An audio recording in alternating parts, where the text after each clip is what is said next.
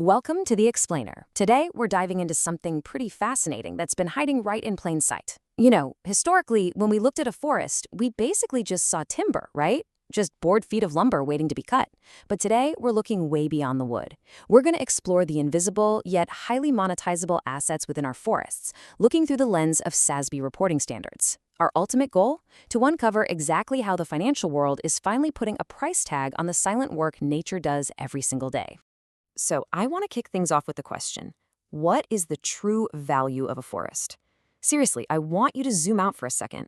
Instead of looking at a freshly harvested log or a balance sheet showing lumber inventory, try viewing nature as critical infrastructure. Just like a city literally cannot function without water treatment plants or power grids, the Earth relies on its forests.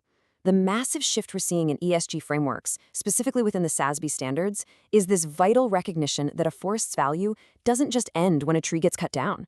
Actually, scratch that. Its absolute greatest value might just be when it's left standing and actively managed.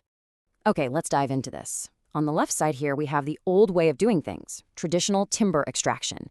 This usually means vulnerable monocultures, a massive risk of soil erosion, and completely stripped natural defenses. Contrast that with what we see on the right, sustainable ecosystem management. This right here, this is the new paradigm. It's all about prioritizing biodiversity, soil stabilization, and water purification.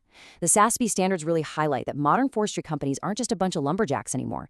They're managers of incredibly complex biological systems.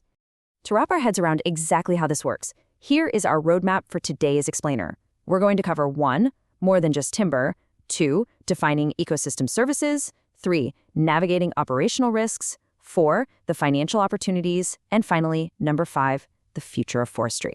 Let's get into it. Section 1, more than just timber.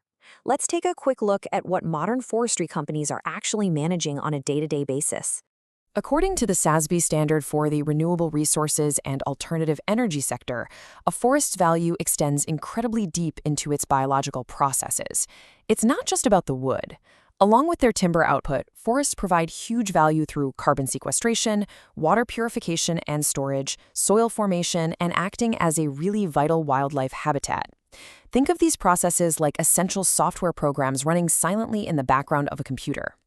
If a company owns thousands of hectares of forest land, they're sitting on a massive piece of natural infrastructure that is actively cleaning our air and water 24/7. Moving on to Section 2, defining ecosystem services. Let's formally define what these silent benefits actually look like in the eyes of financial and sustainability reporting. You see, when companies report on their environmental impacts using SASB metrics, they don't just throw around vague terms. They rely heavily on the official definition from the Millennium Ecosystem Assessment. And this defines ecosystem services quite simply as the benefits obtained from ecosystems. It's really a brilliant way to categorize nature's work into tangible, hard metrics that investors and stakeholders can actually track and understand.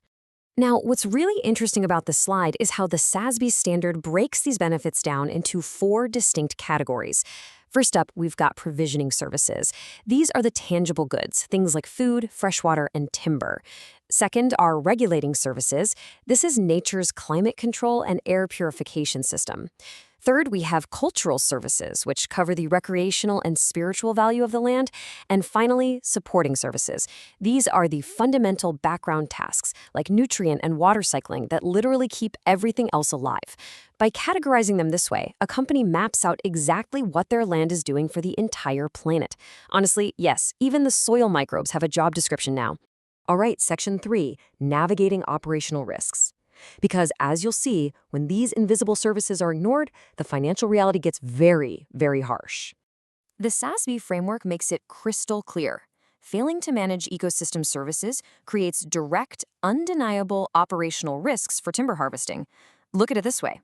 If a company degrades a monoculture landscape and causes massive erosion, they aren't just harming the earth, right? They are literally risking their entire business. Strict regulations related to water quality can halt operations overnight. Plus, if an endangered or threatened species relies on that forest as a critical habitat, heavy protection laws come into play. In a lot of regions, harvesting rights are completely contingent on environmental preservation. Bottom line, if you don't preserve the ecosystem, you lose your right to harvest the timber. It is that simple. So, how exactly do companies prove they're mitigating these major risks? Well, they turn to third-party forest management certifications. The SASB standard actually requires entities to disclose the percentage of their forest land that's certified to standards like the American Tree Farm System, the FSC or Forest Stewardship Council, the Program for the Endorsement of Forest Certification, or the Sustainable Forest Initiative. And rather than just viewing these as a mandatory list of acronyms to check off a box, think of them as vital stamps of approval. They prove to the market that the company seriously considers environmental and social criteria, like wildlife habitat and water conservation, which directly mitigates those operational and reputational risks we were just talking about. Which brings us to Section 4, the financial opportunities. It's definitely not just about dodging regulatory bullets. There is a massive commercial upside to treating nature as infrastructure. So the crucial point here is that effective ecosystem management directly boosts the bottom line. No joke. The SASB standard outlines that optimizing these services leads to higher land value across the board. Furthermore, a well-managed biodiverse forest is significantly more resilient. And that resilience, it can actually result in increased productivity and much higher long-term timber yields. And of course, managing these lands responsibly leads to vastly improved relationships with local stakeholders, regulatory agencies, and indigenous communities whose livelihoods are deeply intertwined with the forest itself. And this brilliantly illustrates exactly how a company actually gets paid for all of this. The standard identifies 3 distinct non-timber revenue streams. Number 1, public payments. These come straight from governments to landowners as an incentive for preserving nature. Number 2, voluntary payments. Think of businesses or even individuals looking to offset their carbon footprint. And number 3, compliance-driven payments. These are literally required by stringent environmental regulations. This framework completely changes the math on forest valuation. A standing tree filtering water can literally generate revenue for a company without anyone ever touching a saw. How wild is that? Finally, Section 5, the future of forestry. Let's tie all of these financial accounting standards back to our overarching environmental reality.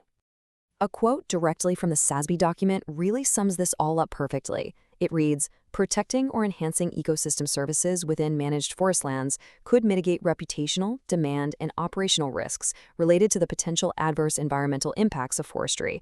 What we are seeing here is huge. Sustainability is no longer just a slick marketing buzzword for a brochure. It is a core accounting principle. The financial world officially acknowledges that protecting the forest is practically identical to protecting the company's financial future. As we wrap up this explainer, I want to leave you with a thought to really reflect on. As reporting standards like SASB force companies to account for biodiversity, carbon sequestration, and water purification, will the global economy finally and fully recognize and compensate the hidden infrastructure of nature? We are standing right on the edge of a massive shift in how high finance interacts with forest conservation. And the companies that truly understand this dual value of timber and ecosystem services, those are the ones that are going to thrive. Thanks so much for joining me today, and keep looking beneath the surface.